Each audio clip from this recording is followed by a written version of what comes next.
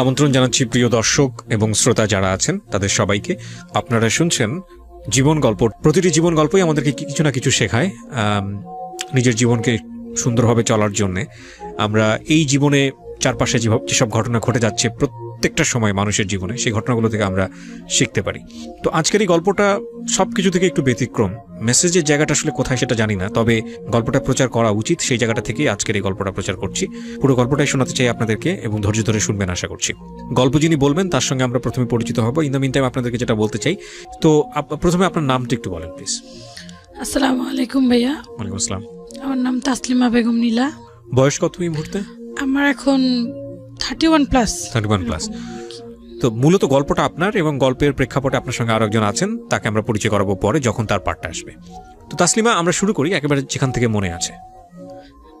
জি, মনে আমার পুরোপুরি নাই, যেতটুকু আছে মেমোরিতে আমি অতটুকু বলার চেষ্টা করতেছি। সনটা হবে আপনার 95 শেষে বা 96 শুরুতে, এরকমটা আর কি।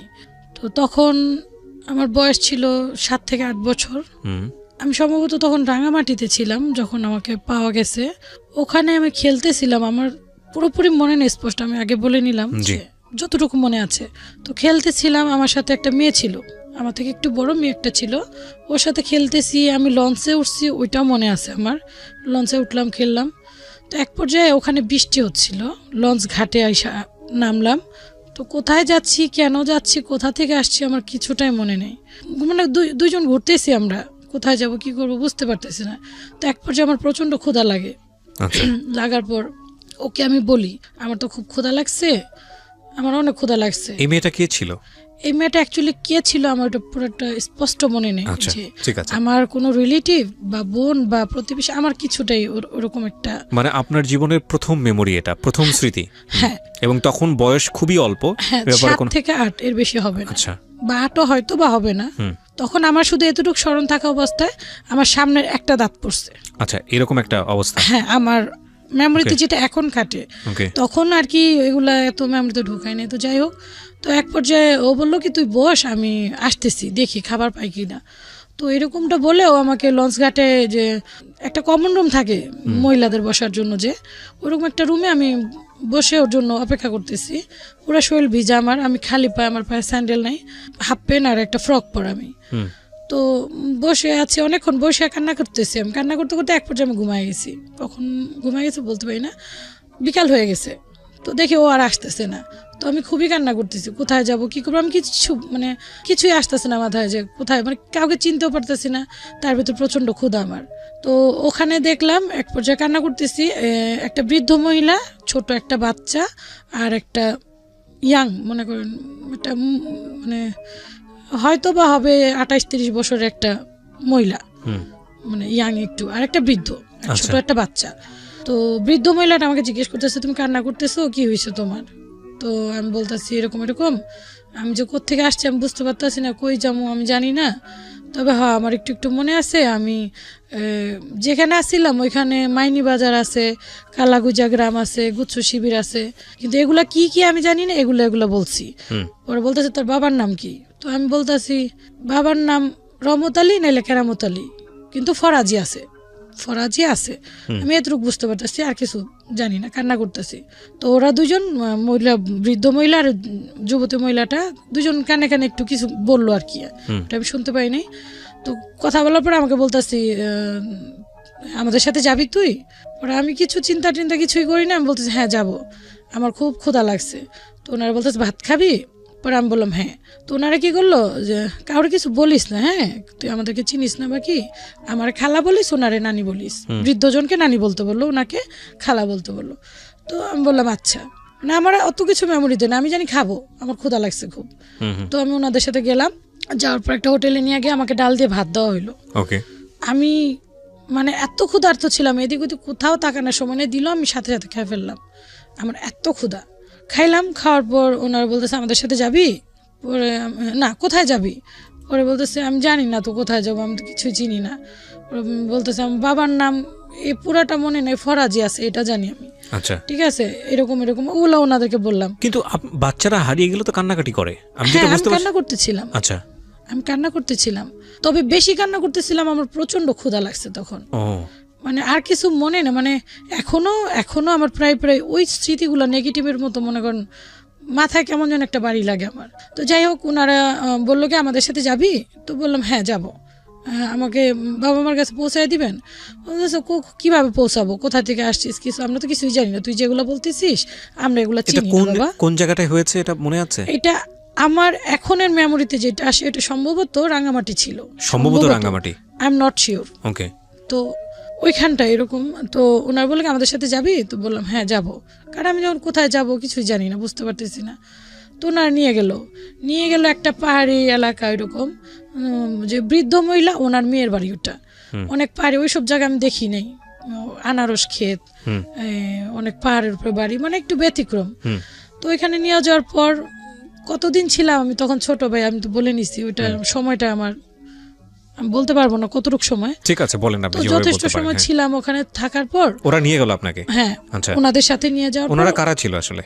আমি চিনি না তাদের। না, কিন্তু কারা ছিল বলতে আমি বোঝাচ্ছি যে ওনাদের আর্থিক অবস্থা কি করতো, পরিচয় জানতে চাচ্ছি আসলে। হ্যাঁ, খুব দারিদ্র বোঝা গেল। পরিচয়টা ওই যে আমাকে ওই যে লঞ্চ ঘাটে যে পরিচয় হইলো, উনি আমাকে নিয়ে ভাত খাওয়াইলো, বাস এতটুকুই। আচ্ছা, কয়দিন ছিলেন ওখানে আপনি?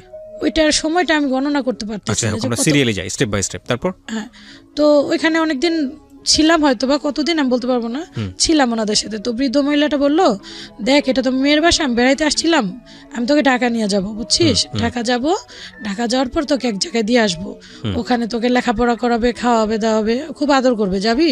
তো আমি যেহেতু বাচ্চা, আর তখন আমার পরনে খুব পুরানো একটা জামা, তো আমি বলতেছি যে আমাকে নতুন কাপড় দিবে, বলতেছে হ্যাঁ তোকে নতুন কাপড়, অনেক আদর করবে, তোকে পড়াশোনা করাবে।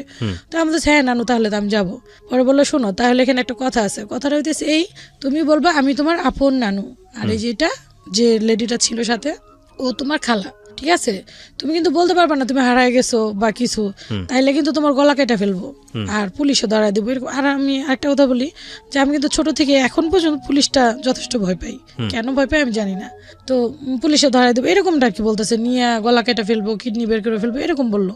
তো আমি বললাম না না, কখনো বলবো না। তো বললো মনে থাকবে তো?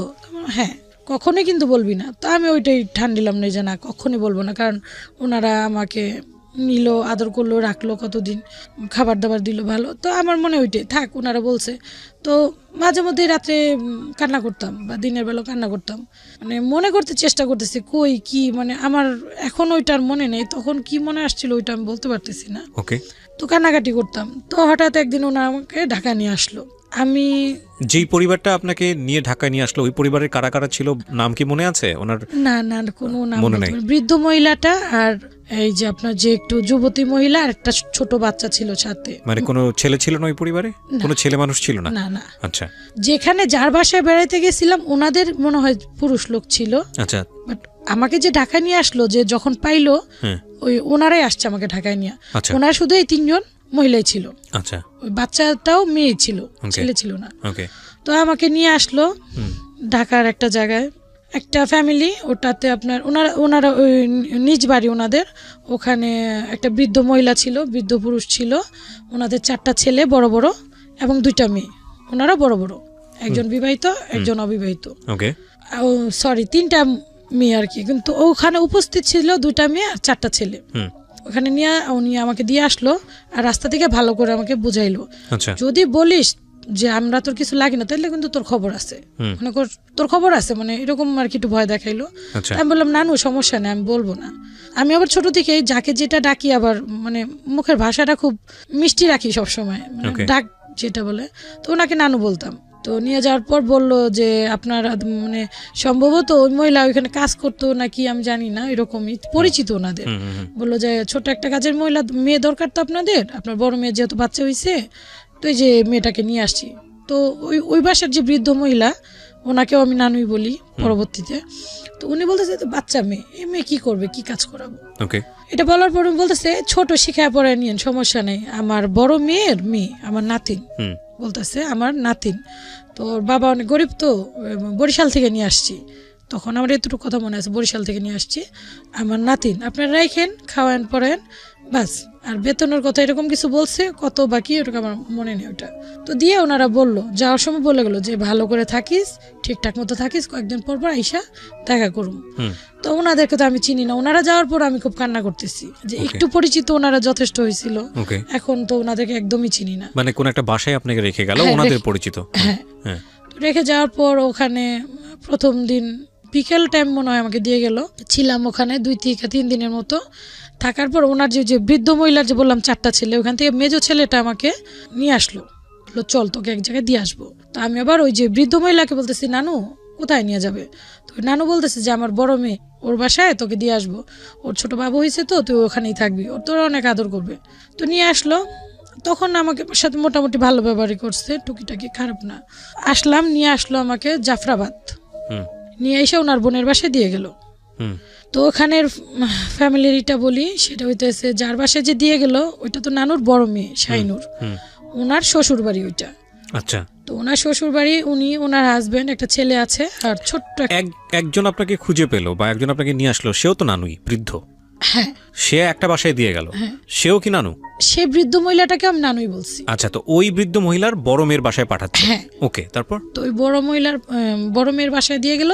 তো ওইটা ওই বড় মেয়ের যে বাসাটা, ওইটা হচ্ছে শ্বশুর বাড়ি ওনার। আচ্ছা। তো ওইখানের বর্ণনাটা বলি, উনি, ওনার হাজবেন্ড, ওনার একটা ছেলে আর ছোট্ট একটা বাচ্চা মাত্র ভূমিষ্ঠ হয়েছে কিছুদিন ধরে। তো তারপর আর ওনার জয়েন্ট ফ্যামিলি ছিল। আচ্ছা। ওনার ননাস ছিল, ননাসের 2টা ছেলে ছিল, একটা মেয়ে ছিল, বড় বড় 3 জন। আবার ওনার যা ছিল, জালের একটা ছেলে একটা মেয়ে, মোটামুটি ছোট বড় মিল করে। আচ্ছা। তারপর হচ্ছে আপনার এরকম আর কি জয়েন্ট ফ্যামিলি ওনার, ওনাদেরকে নিয়েই। আবার ওনাদের দেশের বাড়ি হইতেছে আপনার কেরানীগঞ্জ, ওখানে ওনার ফ্যামিলির অনেক আত্মীয় স্বজন, শাশুড়ি, তারপর হইতেছে আপনার ননদ আরো 2টা আছে, ওনাদের ঘরে ছেলে মেয়ে, এরকম অনেক বড় ফ্যামিলি আর কি। কিন্তু ঢাকাতে ওই যে আপনার এক ননাসের 3টা ছেলে মেয়ে আর এক যা ছিল, তখন দিয়ে গেল আমাকে। দিয়ে যাওয়ার পরে আমাকে বুঝাইলো, উনি বললো আমাকে খালাম্মা বলবি, ওনার হাজবেন্ডকে খালু বলবি, আচ্ছা, আর ওনার ননাসকে ফুপি বলবি, আর ওরাদেরকে মানে ভাইটাই বলতে। আচ্ছা, যাই হোক। তো প্রথম দিন যাওয়ার পরে কাজ দিল, আর বললো যে ঠিকঠাক মতো চলবি, চুরি করবি না, মিথ্যা কথা বলবি না, যেভাবে কাজ তুমি করতে হবে। তার মানে বিষয়টা দাঁড়ালো এরকম যে আপনাকে ওখানে কাজের লোক হিসেবে রাখা হলো। তো মনে করেন প্রথম দিনই যথেষ্ট হার্ড উনি আচার ব্যবহারে। আমি যে ছোট, এরকমটা ওনাদের কিছু যায় আসে না ছোটতে। এই ঘর মোছো, ঘর ঝাড়ু দাও। ওইখানে আরেকটা কাজের মহিলাও ছিল, তখন মেয়ে ছিল একটা, ভালো কাজ করে দাও, দোকানে এটা আনো ওটা আনো, বাচ্চাটাকে রাখো। মানে আসলে বাচ্চা ছিলাম তো, চেষ্টা করতাম ভুল না করার জন্য, কিন্তু দেখা যেত এক পর্যায়ে মানে ভুল হয়েই যেত আমার। ঠিক আছে, তো এরকম টুকিটাকি ভালোই মারধর করতো তখন। একদম ভোরবেলা উঠাইতো, একদম ভোরবেলা, যে উঠা, একদম বড় বাড়ি ছিল ওনাদের, পুরোটা ফ্ল্যাট ঝাড়ু দাও, মোছো। তো দেখা যেত কি, আমি ঝাড়ু দিতে দিতে খাটে নিয়ে ঝাড়ু দিতে যেতাম, ওখানে যায় না ভাই, ওর চোখ লেগে যেত, আমি ঘুমাই যেতাম অনেক সময়। তো খুঁজতে হয়তো বা না পাইলে দেখা যেত যে ঝাড়ু নিয়ে আমি ঘুমাইতাম, ওইটা দিয়েই মনে করেন বাইরে আমাকে ওখান থেকে বের করতো, এই তুই এখানে ঘুমাইছিস ভাই, মানে একটা খুব রাগ। আবার দেখা যেত অনেক সময় এত ভোরবেলা, শীত, তখন শীতের দিনটাই মনে সম্ভবত ছিল, মানে এত ঘুম ধরতো, মানে বুঝতে পারতেছেন আমি যথেষ্ট ছোট তখন। আমাকে কি করতো, সকালে উঠাইতো, উঠাই অনেক কাজ করিত। উনি যেহেতু সাবেক চেয়ারম্যান বললাম আমি, তো ওনার অনেক গেস্ট আসতো। তো গেস্ট রুমে ওখানে একটা টয়লেট ছিল, আমাকে ওই ওয়াশরুমটায় যেতে বলা হইতো, যে ওনাদের পার্সোনাল কোনো রুমে যেতে দিত না। তো দেখা যেত ভাই এত মানে মজবুর ছিলাম আমি আসলে ইচ্ছাকৃতভাবে না, এত ঘুমা আসতো, আমি না সকালবেলা ওয়াশরুমে গিয়ে না আমি ঘুমাই যেতেন, মানে ওখানে ঘুমায়, দরজা লাগে না, ঘুমায় থাকতাম, আমি টিকতে পারতাম না, এত ঘুম আসতো। আবার খাবার দাবারটা এমন একটা ভালো দিত না আমাকে, যেমন খাওয়া শেষ হলে ওনাদের অল্প স্বল্প প্লাস্টিকের একটা থালা দিত, ওনার টেবিলে বা ঘরে খাইতো, আমাকে রান্না করে সবসময় পাঠাইতো। আমার ঘুমানোর জন্য খুব নোংরা একটা জায়গা দেওয়া হইতো, খুব নোংরা একটাই, মানে আমাকে একটা কাঁথা দেওয়া হইতো ঘুমানোর জন্য, একটা ছোট বালিশ, শীত লাগলে কাঁথাটা অর্ধেক বিছাইতাম, অর্ধেক গায়ে দিতাম, আর যদি গরম লাগতো আমি অর্ধেকটা বিছাইতাম, ওইটা বাকিটুকু গায়ে দিতাম। আর যখন অনেক শীত পড়তো, 2টা ওই যে চালের বস্তা আছে না, ওরকম 2টা দেওয়া হইতো আমাকে, যে ওইটা নিচে বিছা, যত ঠান্ডা না লাগে, ঠান্ডা লাগলে তো ওনাদের কাজ করতে সমস্যা হবে, তো এরকমটা চলতো। খাওয়া দাওয়া তো এরকম দেওয়া হইতো না, উনি ওনার ছেলেকে দেখতাম আদর করতো, যত্ন করতো। কিন্তু আমার চাহিদা কি ভাই, আমি যে হারাই গেছি বা কিছু, আমার মন চাইতো যে মায়ের মতো যদি কেউ আদর করতো আমাকে, বা আমাকে দেখি ওনার ছেলেকে উনি পড়াশোনা করায়, আমাকে যদি একটু পড়াইতো বা মানে একটু আদর, যে উনি যদি একটু আদর করতো আমাকে, জাস্ট এরকম একটা চাহিদা ছিল। তো দেখতাম ওদেরকে অনেক কিছু খাওয়াইতো, যেমন দুধ খাওয়াইতেছে, ডিম খাওয়াইতেছে বা নসিলা জেলি, এরকম কত কিছু, একটা বাচ্চাদেরকে কত কিছুই তো খাওয়ায়, কলা ফল ফ্রুট খাওয়ায়। তো আমি দূর থেকে না, যদি তো কখনো দরজার সামনে দাঁড়ায় দেখতাম তো রাগ করতো, তুই এখানে দাঁড়াইছিস কেন, দাঁড়াতে আমার ছেলেকে নজর দিতেছিস না, যা এখান থেকে সর। এরকম একটা কুকুরের চেয়েও অদম ব্যবহার ভাই। আমি আসলে কি আগে ভাবতাম যে টিভিতে দেখা এগুলো বার্গেনিং, এখন বুঝি, কারণ আমি যেহেতু বাস্তবতা ফেস করে আসছি শহর এখান থেকে। তো ওনার ছেলেকে স্কুলে পাঠাইতো নসিলা দিয়ে, রুটি দিয়ে, এরকম টিফিন বক্স করে টিফিন দিত। ও আসলে পরে দয়া এগুলো ধুয়ে রাখি কর। তো উনি টিফিন বক্সগুলো খুলতো, অনেক সময় দেখা যেত ও খাইছে, অনেক সময় খায়নি। তো ওটা উনি করতো যে ময়লার ঝুড়িতে ফালাই দিত। ভাই আপনারা শুনলে হয়তো ভাববেন আমি এত নোংরা, আমি ছোট ছিলাম, আমি না ওই ডাস্টবিন থেকে উঠে না ওইটা খেয়ে ফেলতাম। অনেক সময় এত ক্ষুধা লাগতো, ওনারা যেরকম খাবারটা দিত আমার পোষাইতো না, কাজ অনেক করতে হইতো। আবার একটা মানে বাচ্চাদের যে লোভটা কাজ করতো আমার ভিতরে, যে এই জিনিসটা মানে অনেক মজা, আমি একটু খাবো, বা মানে একটা আগ্রহ। তো অনেক সময় দেখা যেত ওই ময়লা থেকে উঠে না আমি খায় ফেলতাম। তো এরকম কাটে অনেক দিন, কাটার পর একদিন দুষ্টাইম করতে করতে ওনাদের একটা চেয়ার থাকে, চেয়ারটা না আমি ব্লেড হাতে ওটা না একটু কাইটা ফেলাই। কেটে যাওয়ার পর জানি না গরুকে কিভাবে পিটায়, তার থেকে অদম করে আমাকে পিটাইছে। পিটানোর পর যে মামা দিয়ে গেল ওনার ভাই আমাকে, ওনাকে বলল, তখন ওনাদের ডিজিটাল ফোন ছিল, ডিজিটাল ফোন দিয়ে ফোন দিল যে বেয়াদবটাকে নিয়ে যা, কোত্থেকে আনছিস, ঠিক আছে বেতন দিয়ে রাখবো, এরকমভাবে বলতেছে যে বেতন দিয়ে রাখবো, জ্বালাবে, এরকম শ্বশুরবাড়ি আমার ও চেয়ার কেটে ফেলছে, হ্যাঁ ওকে নিয়ে যা। তো মামা আসলো একদিন পর, এসে আমাকে নিয়ে গেল, নিয়ে ওনাদের বাসায় নিয়ে গেল, যেই বাসায় প্রথম দিল আমাকে, আচ্ছা ওনাদের বাসায় ফেরত নিয়ে গেল। নিয়ে যাওয়ার পর যে মা, যে বৃদ্ধ মহিলা, উনি আমাকে বকাঝকা করতেছে, বেতন দিয়ে রাখছি, ঠিক আছে এভাবে আকাম করস, হ্যাঁ এরকম একটা কাজ করলি, এরকম করস, মানে উনিও 2-4টা থাপ্পড় দিল, ঠিক আছে বেতন দিয়ে। বেতনটা কাকে দিত? জি বেতনটা কাকে দিত?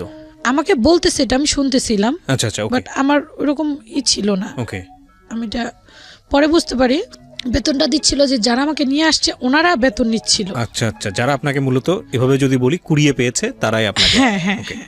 পরে আমি শুধু শুনি, বাট মানে কিছু বলি না, বা কেন যেন বলার সাহস ওরকম, আর যথেষ্ট ছোট, প্রশ্ন করার মতো মানে কোনো সাহস ছিল না আমার। তো পরে বললো, পরে ওই 2 মহিলাকে খবর দিল, আসলো পরে বললো যে এই নাও তোমাদের বাচ্চা নিয়ে যাও বাবা, আমি ঝামেলা জ্বালতে পারো, আমার মেয়ের শ্বশুর বেঁধে দিচ্ছি, এরকম হচ্ছে, আর কেটে ফেলছে, হ্যাঁ তারপরে তো দুষ্টামি করে, পয়সা দিয়ে তো এভাবে রাখার মতো ক্ষমতা নেই আমগো, নিয়ে যাও আপদ নিয়ে যাও, এরকম বলতেছে। তো বলতেছে ছোট মানুষ তো একটু শিখা টিকা নিলে হয়তো ঠিক হইব, এরকম বলতেছে। বৃদ্ধ মহিলাটা আসছে, তো ওই বৃদ্ধ মহিলা আমাকে ডাক দিল, ডাক দিয়ে নিয়ে আমাকে মানে সিঁড়ির যে একটা সিঁড়ি উঠলে যে সিঁড়ি কোট নিচে থাকে না এরকম, ওই জায়গাটা নিয়ে আমাকে বলতেছে ওনাদের বাসায় গলা টিপ দিচ্ছে একটা, তোরে যে বললাম তুই ঠিক মতো চলবি, ঠিকঠাক মতো করবি, হ্যাঁ তুই এরকম করতেছস কি, তোর কিন্তু খবর আছে বুঝছস, নিয়ে আসে না এর বুড়ি বাইর করে ফেললাম, এরকম আর কি কথা বলতেছে, যে চাকু মেরে বুড়ি বাইর করে ফেললাম, খুর দিয়া গলা কেটে ফেললাম, এরকম বলতেছে। তো ঠিক মতো থাক, আমি তো তোর আমার সাথে নিয়ে যেতে পারবো না, ঠিক আছে আমি নিজেই তো নুন আনতে পান্তা ফুরায়, এখানে থাকবি খাবি, ভালো বুঝিয়ে দিছি, তোর ভালো লাগে না, এরকম আর কি বকাঝকা করতেছে আমাকে। তো আমি আবার করতেছি নানু ভুল হয়ে গেছে, আর করুম না, ঠিক আছে ঠিকঠাক মতো থাকবি, আমি বুঝাই দিয়া যাবো অন্তরে। পরে আমি বলছি ঠিক আছে নানু।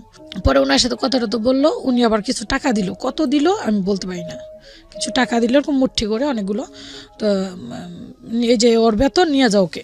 তো তখন কি 5 কি 6 মাসই হয়েছে কি না, আমার আইডিয়া নেই কতদিন ছিলাম। পরে আর নিল না, আমাকে দিয়ে গেল, বুঝা টুজা দিয়ে গেল যে আর করবে না এরকম।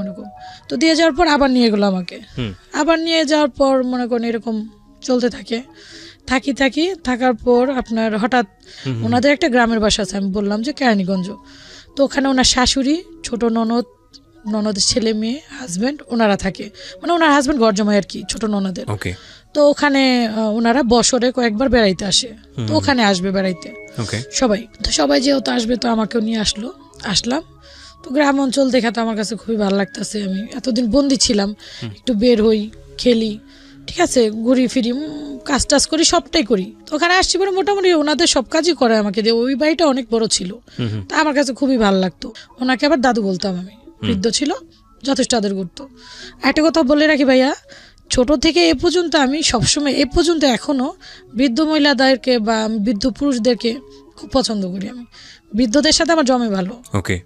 তো এরকম আসলাম, বেড়াইতে নিয়ে আসলো। ছোট ননদের একটা মেয়ে ছিল আমার সমবয়সী বা সামথিং একটু বড় হবে। তো ওর সাথে খেলতে খেলতে আমি পেয়ারা গাছে উঠছি। পেয়ারা গাছে ওঠার পর সন্ধ্যাবেলা এক পর্যায়ে আমি পেয়ারা গাছের থেকে উপ্ত হয়ে পড়ে যাই। ওকে। পড়ে যাওয়ার পর আমার বাম পায়ে খুব আঘাত লাগে। তো ভয় আর কিছু আমি বলি না। তো রাত্র হয়, আস্তে আস্তে ব্যথা বাড়ে। তো আমাকে তো খাটে বা কোথাও এরকম মানে বিছানায় কোনো শোয়ার কোনো সিস্টেম নাই। তো তখন দিনটা গরম দিন ছিল সামথিং। তো আমাকে কি করলো, ওই পাকাতে শুইতে দিল, শুধু জাস্ট একটা ছোট মোটো বালিশের মতো দিল, একটা পাটি দিল। তো দাদু যে ঘরটা ঘুমায় ওনার রুমটা পাকাতে শুইতে দিচ্ছে। আমি শুইছি, এখন রাত্র হয়ে গেছে, সব ঘুম, বাট আমি তো এখন ব্যথায় খুব যন্ত্রণায় মনে করেন টিকতে পারতেছি না, কান্নাকাটি করতেছি, আওয়াজ ছাড়া কান্না করতেছি, কারণ আমি তো জানি আমার গলাতে আওয়াজ বের হইলে আমার আওয়াজ বন্ধ করে ফেলবো। আমার শরীরে অনেক দাগ আছে, স্পট আছে। ওনার যে মায়ের আঘাত, পিঠে এখনো বেলুন, ওই যে যেদিক দিয়ে আমরা রুটি বেলি এভাবে দইরা যে ধরার যে জায়গাটা, ওইটাতে প্রচন্ড বাড়ি যে দিচ্ছে, বাড়ির চোটে ওই জায়গাটা ভেঙে আমার পিঠে এভাবে মনে করেন এভাবে ঢুকে গেছে। এত বড় একটা দাগ এখন আমার পিঠে আছে, বা আমার চেহারা দেখেন অনেক দাগ আছে, কিছু খামসির যত দাগ, মানে প্রচন্ড উনি টর্চার করতো। এগুলো আমরা বিশ্বাস করি, কারণ এখন তো কিছু কিছু কেস বের হয়, আমরা সোশ্যাল মিডিয়াতে দেখি, পত্রপত্রিকায় দেখি, এবং যারা এই ধরনের কাজগুলো করেন আল্লাহ তাদেরকে হেদায়েত করুক, মানে আর কিছু বলার নাই। খুব ভয়ঙ্কর আসলে। বলেন। তো তারপর খুবই যন্ত্রণা হইতেছে। তো দাদু এক পর্যায়ে জাগার পর বলতেছে, কি তুই কান্না করতেছিস কে? ওরা দাদু, আমি তো ওইরকম পেয়ারা গাছে পড়ে গেছি, পা তো খুব ব্যথা করতেছে। তো দাদু দেখা বলতেছে, মস্কায় গেছে মনে হয়, ঘুমা, চুপচাপ ঘুমা, না তোর মা হলে আবার চিল্লাইব। মানে পরে ঘুমাইলাম, সকালবেলা পাটা অনেক ফুলে গেছে। তো চেয়ারম্যান যে উনি দেখে গেছে, কিরে পিচ্ছির পাটা কি হয়েছে? তো এরপর যে এইভাবে আমাকে ঘর ঝাড়ু দিতে বলতেছে, আমি ঝাড়ু দিতেছি, থালাবাটি ধুইতে করতেছে, চাপকল থেকে পানি আনতে বলতেছে, ন্যাংরা করতেছে আর কি, কিন্তু পাটা ফুলে গেছে প্রচন্ড। তো এইভাবে হাঁটতে দেখে আমাকে বলতেছে যে, কিরে তুই এভাবে হাঁটতেছিস কেন? তো ওনাকে বললাম, আমি না পেয়ারা গাছতে পড়ে গেছি এরকম। তো উনি পাটা নাড়া দিছে, পরে আমি খুব জোরে চিল্লান দিছি, ব্যথা পাইতেছি। বলার পরে উনি বলতেছে, ভাঙ্গা টেঙ্গা গেল কিনা, ওনার নোংরা ভাষা ব্যবহার করতেছে, কই থেকে আইসে, জঙ্গল মঙ্গল, ঠিক আছে, এগুলো নিয়ে যত ঝামেলা। তো বলতেছে, পাটা যেহেতু ফুলে গেছে, ওর একটু ডাক্তারখানে নিয়ে দেখাইলে কেমন হয়? পরে করতেছে, বেতন দিয়ে রাখবো, আবার ডাক্তার দেখো, মানে একটু ওনার ইচ্ছুক না উনি টাকা ভাঙার জন্য। তো ওনাদের প্রতিবেশী একজন ছিল, ওনাকে দেখাইলো পাটা কি হইলো। তো উনি দেখে বলতেছে, পাটা তো ভেঙে গেছে। ধৈর্য দেখে, মানে আপনার ক্যামেরা আসবে কিনা আমি জানি না, এই জায়গাটা আমার পুরো ভাঙা, এই জায়গাটা আমি এখন সোজা করে হাঁটতে পারি না, আমি বাঁকা করে হাঁটি অনেকটা, বাম পাটা এই যে দেখেন বাঁকা, আমি দেখতে পাচ্ছি। তো পরে বললো ভেঙে গেছে গা, তো কি করতে হবে, এটা বাইদা দিই আমি, ওই যে চটা না কি জানে বলে, লাঠির মতো দিয়ে ভিতরে দিয়ে বাইদা দিল। বাইদা দেওয়ার পরে ব্যথা তো কমে না, তো ওনার নাপাটা পাইনা দিল, নাপা খাইলাম, ডাক্তারখানায় আর নেয়নি।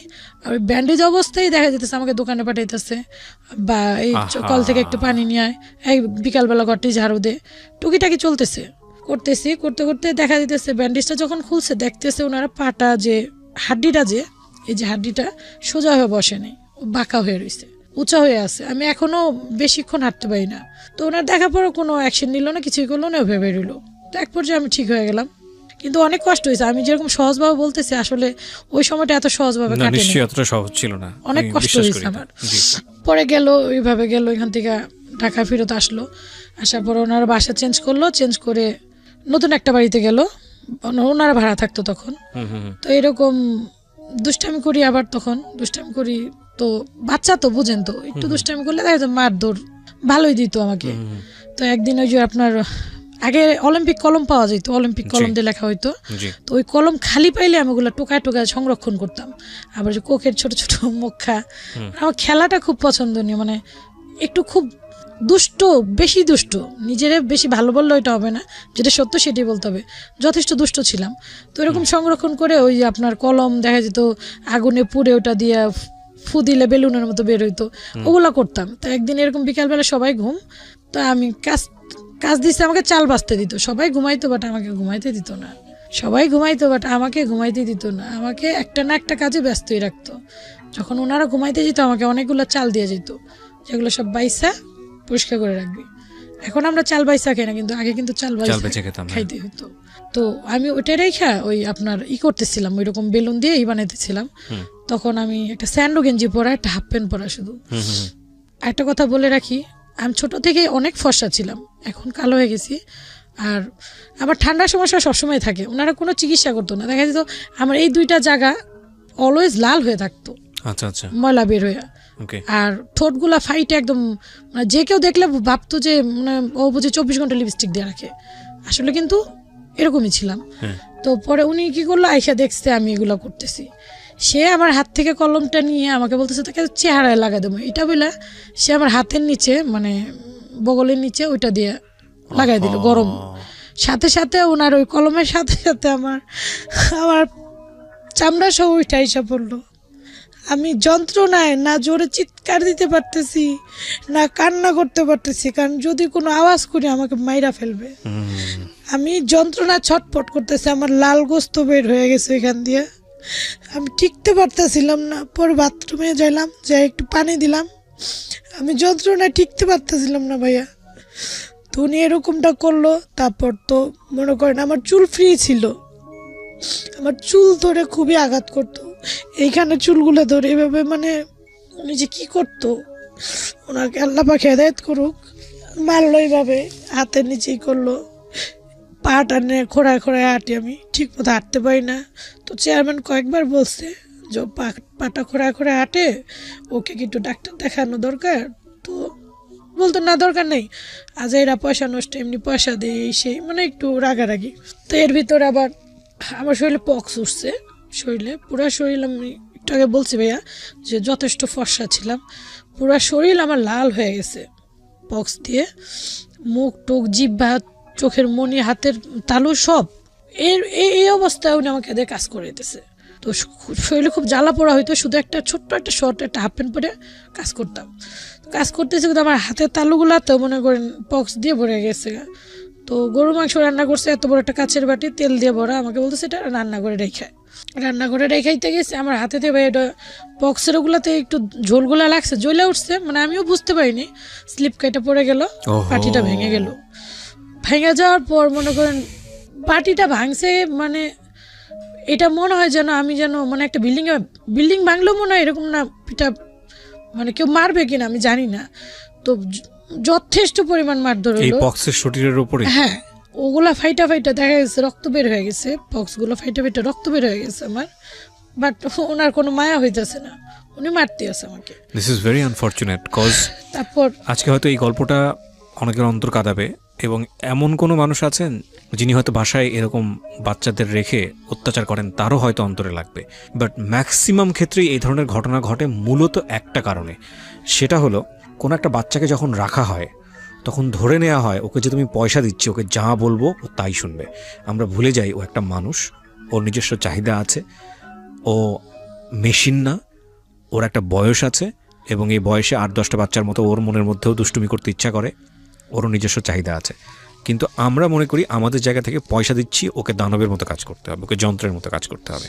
এবং যখনই এটার ব্যত্যয় ঘটে, এটা যে কি পাশবিক অবস্থায় রূপ নেয়, সেটা আপনারা যারা পত্রপত্রিকাতে চোখ রাখেন, সোশ্যাল মিডিয়াতে যারা দেখেন, মাঝে মাঝে এরকম ভিডিও বের হয় যে গৃহকর্মী বের হয়েছে বাসা থেকে, তাকে চেনা যাচ্ছে না, এটা কি মানুষ না অন্য কিছু, শরীরের এমন কোনো জায়গা নাই সেখানে স্পট নাই। এবং আশ্চর্যজনকভাবে হলেও সত্য যে এই যে যারা অত্যাচার করে তারা কারা জানেন? তাদের মধ্যে কেউ আছে বিশ্ববিদ্যালয় পড়ুয়া, তাদের মধ্যে কেউ আছে জাতীয় ফিগার, ন্যাশনাল ফিগার, তাদের মধ্যে কেউ আছে মানে যাকে যিনি অনেক মানে চিন্তাই করা যায় না সেই রকম ধরনের মানুষ। বললাম বাটি ভাঙার পর খুব মারধর করলো, মারধর করার পরে চেয়ারম্যান আসলো, আসার পর শব্দ শুই না যে কি হয়েছে, বাচ্চাটাকে এভাবে মারতেছো কেন, দেখো না বাটিটা ভেঙে ফেলছে, নতুন বাটিটা। তো চেয়ারম্যান খুব রাগ হয়ে ওনাকে হালকা করে একটা চড় মারে, যে মেয়েটা ওয়াইফকে চড় মারে, যে তুমি কি মানুষ, তুমি এভাবে কেন বাচ্চাটাকে মারতেছো, দেখতেছো ওর শরীরে রক্ত বের হইতেছে, ওর পক্স হয়েছে, অসুস্থ, ওর প্রচণ্ড জ্বর শরীরে তখন, তো তুমি এই অবস্থা কিভাবে মারতে পারলা, তুমি দিলা কেন, ওর হাতে তো পক্স দিয়ে ভরা, তুমি ও বাচ্চাটা বাটিটা নিবে কোথায়, এরকম বলে একটা হালকা করে চড় মারলো। পরে তো উনি খুব রাগ হইলো যে তোর জন্য আমি মার খেলাম না, তোর তো এই বাসায় আর জায়গায় হবে না, এরকমটা বললা ওনার মাকে মানে ওই যে বাসা প্রথমে দিয়ে গেছিল বৃদ্ধ নানুকে ফোন দিল, ডিজিটাল ফোন ছিল ওনাদের, ফোন দিয়ে বলতেছে মা এরকম এরকম এই বাদরটাকে নিয়ে যাও, ঠিক আছে, এই বাদরটা অনেক জ্বালায়, খুব দুষ্টামি করে, ঠিক আছে, বেতন দিয়ে টাকা দিয়ে কি রাখ, দরকার নেই, এটা ঝামেলা। তো বললো কি তো এক কাজ কর, ওকে নিয়ে তুই আইসা পর, জামাই যখন তুই গায়ে হাত তুলছে বা কিছু, আয় তুই 2 দিন থেকে যা, ভালো লাগবে। বাবার বাড়িতে চলে গেল। তখন আমাকে নিয়ে গেল ওখানে, নিয়ে যাওয়ার পর নানু 2-4টা চড় মারলো আমাকে, যে তোর জন্য আমার মেয়ে মাই খাইলো, তোরা দিছিলাম ভালো বুঝে মাসে মাসে টাকা দেই, হ্যাঁ তোরে রাখতেছি। তো তখনও আমি প্রশ্ন করি না যে কাকে টাকা দেন বা কি, এরকমটা মানে ওইরকম সেন্সটা ছিল না বা সাহসটাও ছিল না আমার। তো আমি মুখ বুঝে চুপচাপ সহ্য করতেছি। তো পরে বললো দাঁড়া, তোর নানি আর তোর খালা আইসা নিক, পরে বিদায় হ তুই, ঝামেলা দরকার নেই আমাদের, টাকা দিয়া পয়সা রাখবো, এরকম এরকম অনেক কিছু বলতেছে আর কি, বকাঝকা দিল। তো ওনার যে 2টা মেয়ে, আরও 2টা মেয়ে ছিল, ওনারাও 2জন 2-4টা করে চড় মারলো আমাকে, ফাজিল তোর জন্য আমার বোন মার খাইব, হ্যাঁ তোর এর জন্য দিছিলাম, মানে এই সেই ফকিরনি মকিরনি এরকম অনেক বকাবকি করলো আর কি। তো বকা দেওয়ার পর আমি একটু কান্নাকাটি করলাম, কান্নাকাটি করার পর নিস্তব্ধ হয়ে আছি। তুই কি সাহেবের বাচ্চা, বসে থাকবি, জমিদারের মেয়ে তুই, শিল্পপতির কন্যা, এরকম আর কি ওনাদের মুখের ভাষা এরকম ছিল। বসে রেছিস, কাজ কর, কাজ করে খাইতে দেবো। তখন আমার শরীরে খুব জ্বর ছিল, তো ওনাদের কিছু যায় আসে না, জ্বর টর কিছুতে যায় আসে না। আমার চুলগুলো তখন এতটুকু ছিল, নানু বলতেছে এই ছেড়ে এই চুল বান, তো চুল থেকে উকুন পড়বো, আমার খাবার দাবার লাড়বি ছাড়বি উকুন পড়বো, চুল বান। তো ওনাকে আমি বলতেছি নানু আমি চুল বাঁধবো কি দিয়ে, আমার তো কোনো রাবাট নেই, আমার তো কোনো রাবাট কেউ কিনা দেয় না, আমি কীভাবে চুল বাঁধব। এটা বলার সাথে সাথে উনি আমাকে, ভাইয়া যদি বিশ্বাস করেন, উপরওয়ালা সাক্ষী, উনি আমাকে আমিও দাঁড়ানো ছিলাম, উনিও দাঁড়ানো ছিল, তো এমন জোরে একটা লাথি মারলো, মনে করেন আমি মনে হয় 1 থেকে 1.5 হাত দূরে গিয়ে পড়লাম। তো আর ছোটোবেলায় আমি যথেষ্ট শুকনা ছিলাম, পরে গিয়ে মনে করেন ব্যথা, তো ব্যথা, তার ভিতরে জ্বর, উনি লাথি মেয়েরা আবার সামনে গিয়ে মনে করেন এলোপাতালে যে পিষানো যেটাকে বলে মুড়া দিয়ে, এইভাবে উনি আমাকে মারতেছে। তুই জমিদার হয়ে গেছিস, তোর জন্য আমার মেয়ে মার খাইছে, তোর টাকা দিয়ে রাখছি, ঠিক আছে, তোমার রাবাট কিনা দিমু, তুমি তো অনেক জমিদার, মানে এরকম অনেক কিছু বললা টুলা। পরে সিঁড়ির নিচে কার্পেট ছিল, আমাকে দেখাইতেছে ওই যে সুতা ঝুলতেছে, ওইখান থেকে একটা সুতা বাইর করে টান দিয়া চুল বাইন্দা কাম কর। তো মনে করেন ভাইয়া কি যে বলবো, হাসবো না কাঁদবো, কান্না করতে করতে ক্লান্ত হয়ে গেছি, অনেক কান্না করছি জীবনে। তো এইভাবে আমার দিনগুলা কাটলো। পরে ওই মহিলারা 2-3 দিন চলে গেল, আসতেছে না, যারা আমাকে দিয়ে গেল। তো এরকম একটা সুন্দর কথা, হঠাৎ আম্মু ওরা সবাই ওনার চাচিদের ঘরে গিয়ে গল্প করতেছে, এক বিল্ডিংই, মানে 2টা ইউনিট, এক ইউনিটে ওনার চাচিরা থাকে, এক ইউনিটে যে মুরব্বী শাহিনুরের মা বাবা ভাই বোন থাকে।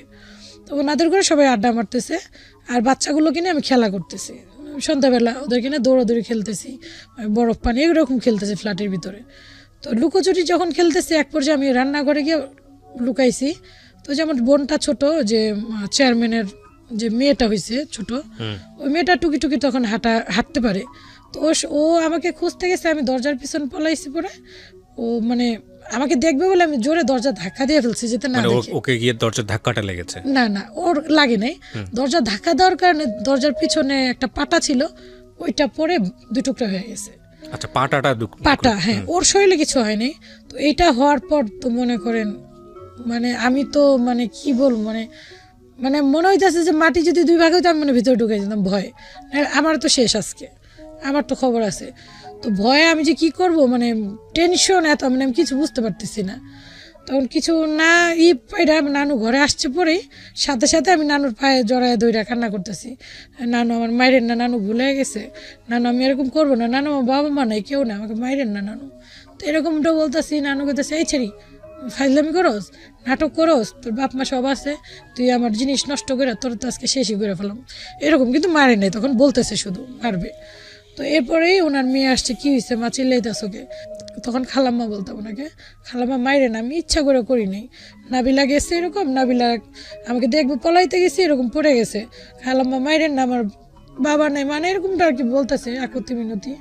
তো উনি আবার নোটিস করলো কথাটা, কি তোর বাপ মা নেই মানে, তোর নানি যে প্রতি মাসে এসে সে টাকা নিয়ে যায়, তোর খালা আসে, ওরা কে তাইলে। পরে আমি ওনাকে ডিটেলসটা বললাম, শুধু ভয়, মায়ের খাওয়ার ভয়ে ওনাকে আমি বলে দিলাম যে আসলে ওনার আমার কেউই না, এরকম এরকম ওনার আমাকে করে পাইছে। তো সবার ছোট বোনটা উনি তখন ইউনিভার্সিটিতে পড়ে, উনি বলতেছে যে 3rd ক্লাস ফালতু ছেড়ি ফকিন্নির বাচ্চা, এরকম বলতেছে। এতদিন ধরে যে ওনাদেরকে আমরা টাকা দিয়ে আসতেছি, তুই বলবি না আমাদেরকে, বলস না, দেখে দেখতো প্রতি মাসে কতগুলো টাকা দিস ওনাকে, এখন তো তোরা পিটাইতে মন চাইতেছে, তুই এখন বলতেছস আকাম করে, এখন বলতেছে, এরকম আর কি বকাঝকা করতেছে। ছেলের বাপ মা বলে নাই, যাই হোক ভালোই হয়েছে, একবারে রেখা দিমনি। তা আমাকে বললো যে ওনারা আসলে তুই সামনাসামনি বলতে পারবি তো? তাই বলতেছি হ্যাঁ বলতে পারবো। তো এরকম 3-4 দিন যাওয়ার পর ওই মহিলারা আসলো, আসার পর ওনারা আসছে, পরে বলতেছে কি হয়েছে, কি করছে ও, আমার নাতিনটা কি করছে, দুষ্টামি করছে, আবার নিয়ে আসছেন এরকম। তো ওনারা কিছুই বলতেছে না, চুপচাপ থেকে একটু পর উনি বলতেছে যে তোমরা মানুষের কই থেকে এই ছেড়ি লয়ে আইসো, এই ছেড়িরে কিডন্যাপ করে লয়ে আইসো না চুরি করে লয়ে আইসো, তোম করে পুলিশে দেবো, মামলা করুম, আবার প্রতি মাসে আমগো থেকে টাকা নিতেছো ছেড়ির লিগা, হ্যাঁ ফাইলাম করো, এরকম বকাঝকা করতেছে, পুলিশে দেবো। পরে করতেছে না আমরা তো পাইছি, হয়তো আইতে চাইছে লিগা ওরা নিয়ে আইসি, আমরা তো ইচ্ছা করে আনি না, ওইটা আইতে চাইছে, ঠিক আছে। তো আমাকে চোখ ঘুরাইতেছে আবার একটু, মানে ওনাদের চোখের আড়ালে আমি তো তাকাই রইছি, মানে তোর খবর আছে তুই বললি কেন, এরকম একটা ভাব আর কি ওনাদের ফেজের যে ভাবটা। তো আমি ওনাদের তাকাই আবার ভয়ের পিছনে, মানে ওনাদের সামনে যেতেছি না, একটু দূরত্ব বজায় রাখছি, দাঁড়ায় রইছি। তারপর নানা বললো যে তোমরা যাও এখান থেকে, এই মাইয়া আমরা রাখছি, আমরাই রাখবো, আমরাই পালুম, ঠিক আছে, তোমরা যে এতদিন টাকা নিছো তুমগো ছেড়ে দিলাম, আর নেক্সট কোনো দিন যদি আসো এই ছেলের অধিকার কাটাতে সোজা পুলিশে দেবো, কারণ বাচ্চা তোমরা আনছো, আমরা বলতে পারলাম যে আমরা তুমি আমাদের কাছে দিয়ে গেছো, আমরা মাসে মাসে বেতন দিয়ে রাখছি, বেতনের টাকা তুমি খেয়েছো, এরকম এরকম বললো। তো বললো ঠিক আছে আমরা আর আসুন না, যা মন চায় আপনারা করেন গা। বলতেছে এই ছেলে পুলিশের কাছে দিয়ে দেবো, হস্তান্তর করে পুলিশে বুঝবো নি। তো ওনাদের কাছে এরকম বললো, ওনারা চলে গেল। ভাইয়া আজও গেল কাইলও গেল, আজ পর্যন্ত আর তো তাদের কোনো আমি অস্তিত্ব দেখি নাই, শুনি নাই, বুঝি মানে কিছুই না, আর দেখি নাই, ওনাদের চ্যাপ্টার এখান থেকেই শেষ। তো নতুন আমার একটা স্টোরি শুরু হলো যে এখন ওনাদের বেতন টেতন দিতে হবে না, প্রাইভেট প্রপার্টি যেরকমটা হয় ওরকমভাবে আমাকে ব্যবহার স্টার্টিং। তখন তো মনে করেন একটু মানে বেতন টেতন দেওয়া তো একটু যতটুকু হোক ছিল, এখন যেমন মানে টর্চারের মাত্রাটা একটু বেড়ে গেল গা, এখন যেমন আগে থেকে একটু বেড়ে গেল, কারো ধার ধারি না, মানে জবাব দেওয়ার তো কোনো জায়গা নাই, না যা ইচ্ছা করতে পারি। সে লাথি মারলো, আমি কই পড়লাম, মাথা ফাটলো না কপাল ফাটলো না ঠোঁট কাটলো, মানে কিচ্ছু যায় আসতেছে না, কাজ করাইতেছে তো করাইতেছে। খাওয়া দাওয়া ওই একটা কুকুর পাললেও যেরকম 3 বেলা একটু একটু খাবার দেয়, মানে বাঁচতে পাওয়া হইলেই হয়েছে যথেষ্ট। ওনারা কিন্তু যথেষ্ট ধনী, ওনাদের কোনো কিছুর অভাব নাই, খাবার দাবার কাপড় চোপড়, মানে ওনাদের যে স্বর্ণ, মানে ওনারা নিজেরাও বলতে পারবেন না যে কত স্বর্ণ আছে। আমাকে শুইতে দেওয়া হইতো, যে ননাস বললাম একটা থাকে, ওনার হাজবেন্ড মারা গেছে, 3টা ছেলে মেয়ে বড় বড় সবাই, ওনার ঘরে থাকতে দেওয়া হইতো। ওনার ছেলে মেয়েদেরকে পড়াইলে যথেষ্ট আওয়াজ হইতো, তো আমি কান পাইতে শুনতাম কি পড়াইতেছে, কিভাবে পড়াইতেছে বা কীরকম, শুনে শুনে একা একা ঘরে বসে বসে আমি নিজে নিজে মুখে মুখে বলতাম। তো দেখা যায় তো ভাইয়া ওইগুলো শুনতে শুনতে আমার যথেষ্ট পরিমাণ রিডিং বলাটা, বা আবার ওই যে বই খাতা পুরাণগুলো ফালাই দিত, ওগুলো দেখে দেখে আমি পড়তে চেষ্টা করতাম কি লিখছে বা কি। আমি কিন্তু কখনো স্কুলে যাইনি। তো এইভাবে কাটতে থাকে দিন, যাইতে যেতে মনে করেন একটু বেশ কিছুদিন যায়, কতদিন আমি জানি না, একটু ভালো ঝরঝরা হই, বড় হই একটু। তো আমি অনেক দুষ্ট ছিলাম বললাম, তো দেখা যেত আমার জন্য কমপ্লেন আসতো। আর আমার দুষ্টামিটা হইতেছে কীরকম, আমরা যে বাসাতে ছিলাম সামনে এবং হাতের ডান পাশে 2 বাড়িতে বেল গাছ আম গাছ ছিল।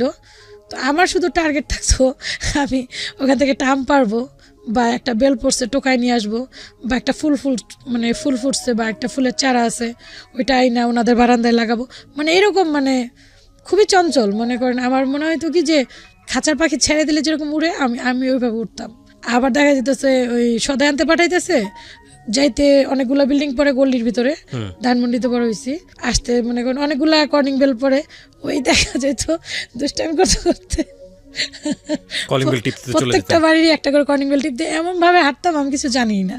তো দুষ্টামি করতাম, এনজয় করতাম, এগুলাকে ভালো লাগতো। আর আমার সাথে তো খেলার মতো কেউ ছিল না, ওনাদের ছেলে মেয়েদেরকেও যথেষ্ট মানে খেলার যে সময় থাকতো দিত না, একটু একটু, মানে ওনারা বলতো যে ওর কেউ নাই। এক প্রকার আমাকে মানে গালিও দিত একসময়, বাস্টার্ড বলে। এটার মিনিংসটা আগে যখন দিত তখন বুঝতাম না, পরবর্তী থেকে বুঝি যে ওর কোনো স্টেশনে ভালো না মন্দ, ওর সাথে কি খেলবে এরকম বয়ান করতো। তো খেলতেও দিত না। তো দেখা যেত আমার মনেরা যে আমি একাই, 2টা বোন, একটা বোন ম্যারিড ছিল, তো ওনার 2টা বেবি হয়েছে, 2টা যমজ মেয়ে হয়েছে। তো ওনার কাজের জন্য আরেকটা কথা বলে রাখি, আমি যখন ছিলাম ওনাদের বাসায় আমি কিন্তু কন্টিনিউ ওনাদের বাসায় ছিলাম না, ওনাদের থেকে আবার যে গ্রামের শ্বশুরবাড়ি ওইখানে ওনারা গৃহস্থী করতো, ধান গরু পালতো, সবসময় সরিষা উঠাইতো, তাই তো এরকম কোনো সিজন আসলে কিন্তু আমাকে ওখানে পাঠিয়ে দিত কাজের জন্য। হ্যাঁ হ্যাঁ, ওখানে দেওয়া হইলো। এটা আপনার কত সালে এটা মনে নেই, 2000 সালের আগে এতটুকু মনে আছে, বা 2000 সালে এরকমই হবে। তো ওইখানে দেওয়ার পর ওখানে তো ভাইয়া প্রচুর টর্চার, এখান থেকে মনে করেন ডবল টর্চার ওইখানে। এখানে যা জয়েন্ট ফ্যামিলি ছিল দেখা যেত, কেউ টুকটা কিছু আনলেও দেখা যেত এটা টুক খাওয়া দাওয়া মোটামুটি চলতো, ওইখানে ডবল টর্চার চলতেছে আমার উপরে, ডবলের উপরে ডবল, খুবই মারধর।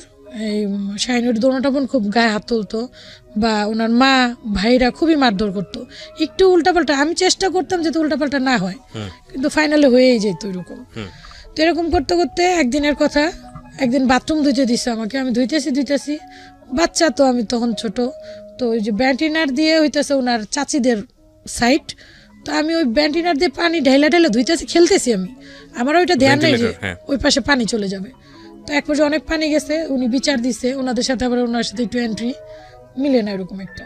তো বলতেছে যে কাজের মেয়ে দিয়ে এরকম ইচ্ছাকৃত আমাকে টর্চার করতেছিস, কাজ করাবি এরকম আমার দিয়া, এরকম বলার পরে তো আমাকে খুব মারধর করে, মানে খুবই ওনাদের একটা ভাড়াটিয়া ছিল, উনি আমাকে দেখার পর যে এত মারধর করছে, যে তোরে তো আমি দেখি মারধর করে, আমার তো একটা সন্তান নেই, উনি নিঃসন্তান ছিল, আমি চাই একটা বাচ্চা পালতে, তুই কি আমার কাছে আসবি? তো আমি ভয় পাইতেছে, আমার তো মেরেই ফেলাইবো।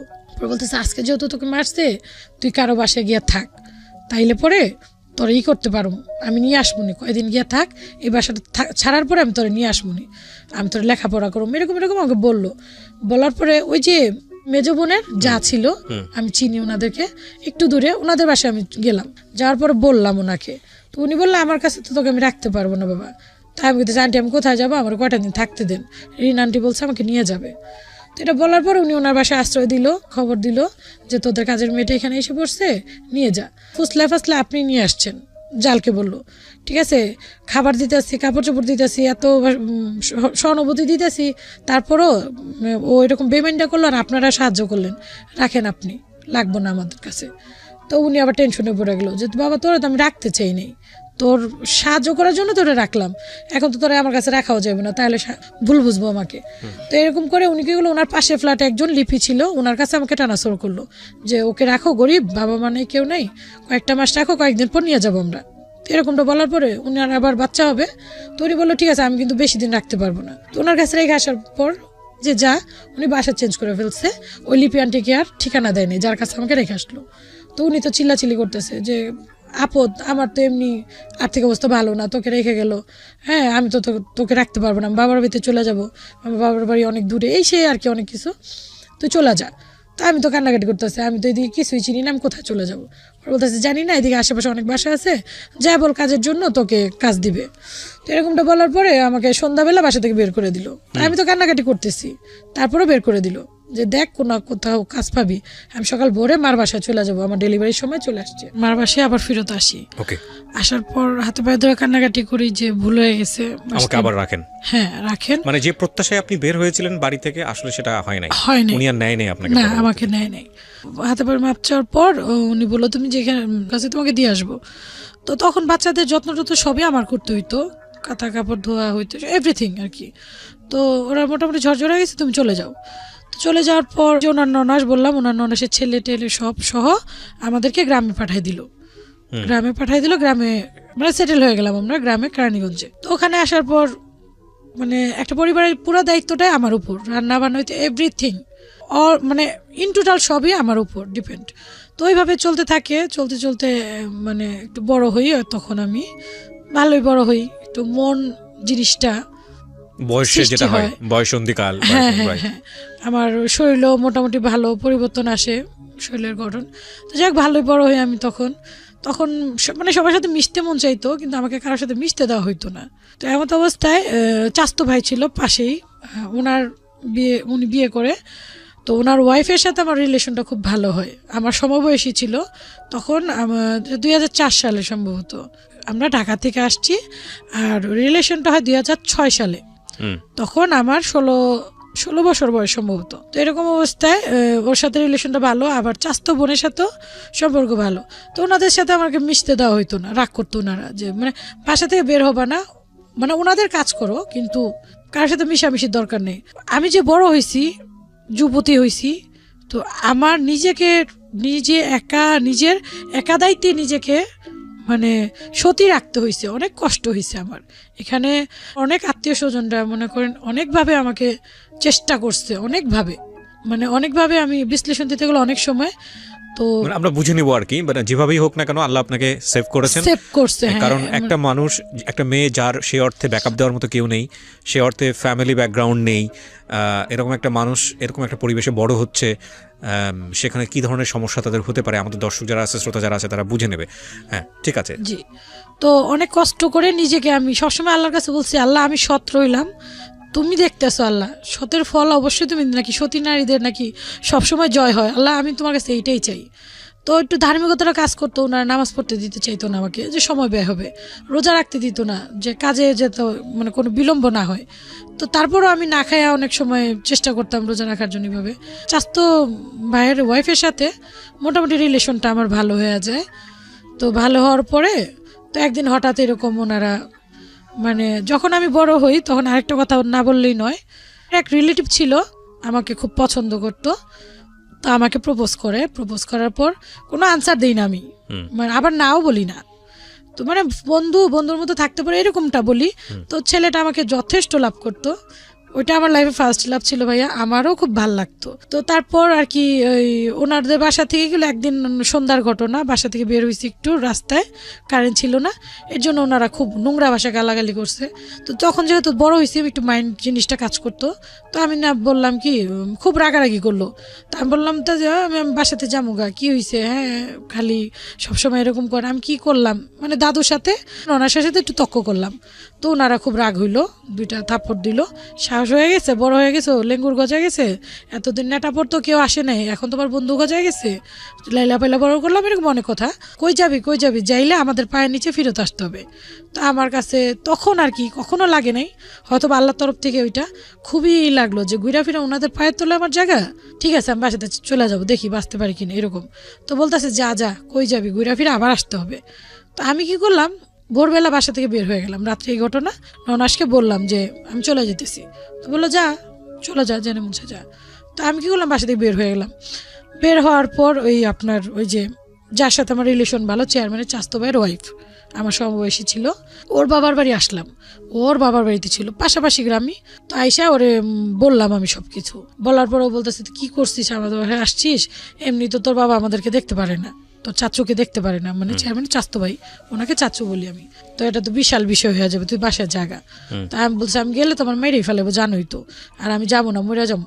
তো এরকম অনেক কিছু বলতেছি। তো চাচুরে খবর দিল, চাচু আইসা বলতেছে কিরে তুই এইখানে আসছস?